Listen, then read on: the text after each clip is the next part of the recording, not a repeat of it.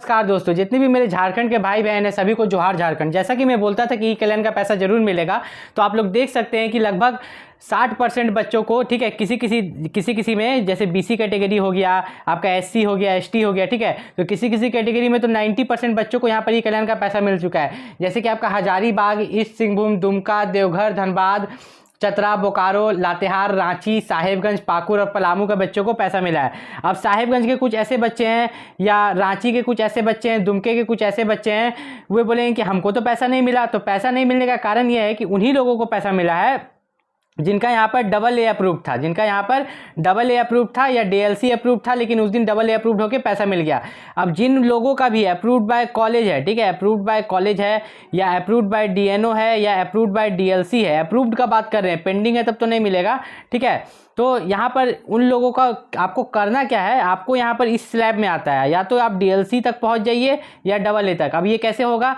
अगर मान लीजिए कि आपका डीएनओ दिखा रहा है या कॉलेज दिखा रहा है, तो आप ई कल्याण ऑफिस जाइए, बोलिए कि सर मेरा अप्रूव क्यों नहीं हो रहा है, कारण पता कीजिए, ठीक है। तो आपका आगे अप्रूव होगा, डीएलसी या डबल ए में अप्रूव हो जाएगा।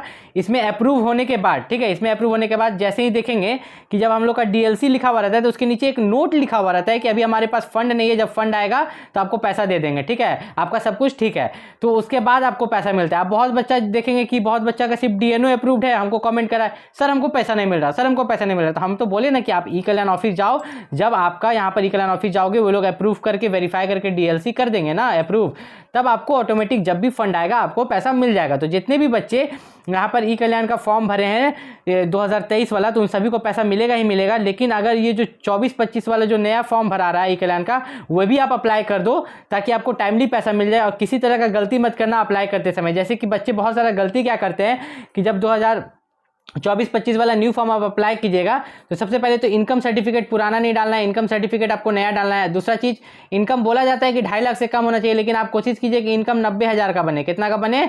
90,000 का। तो उससे आपको ई कल्याण का पैसा ज़्यादा मिलता है और जल्दी भी समय से मिलता है, ठीक है। इस बात का आपको खास ख्याल रखना है। फिर मार्कशीट को लेकर, ठीक है, आप जो मार्कशीट अपलोड करते हैं तो मार्कशीट जो देखिए प्रीवियस ईयर मार्कशीट मांगता है ना ई कल्याण का अप्लाई करते समय, तो जो आपको प्रीवियस ईयर मार्कशीट अपलोड करना है तो वो ऑनलाइन जो आपका मार्कशीट शो करता है वो नहीं, हार्ड कॉपी, कॉलेज से जो हार्ड कॉपी मिलता है ना, वो वाला मार्कशीट जो भी होगा प्रीवियस ईयर आपको उसको अपलोड करना है, ठीक है। इन सब छोटे छोटे चीज़ों का खास ख्याल रखना है। फिर जाके आपका जो यहाँ पर जाति, देखिए कास्ट सर्टिफिकेट आपका अपलोड होता है, ठीक है, आपका डोमिसाइल सर्टिफिकेट, निवास प्रमाण पत्र और इनकम सर्टिफिकेट, ये तीनों ऑनलाइन वाला होना चाहिए, ऑफलाइन वाला नहीं चलता है, ठीक है। और ज़्यादा पुराना भी नहीं होना चाहिए, ठीक है, ज़्यादा पुराना भी नहीं होना चाहिए। अब बच्चों को ये एक टेंशन रहता है कि हमको ई कल्याण का पैसा कितना मिलता है, तो पैसा बहुत अच्छा खासा मिलता है। मान लो कि आपका ट्यूशन फी है 1,000 रुपया, तो आपको मिलेगा लगभग 7,500 रुपया। कितना? 7,500 रुपया, ठीक है।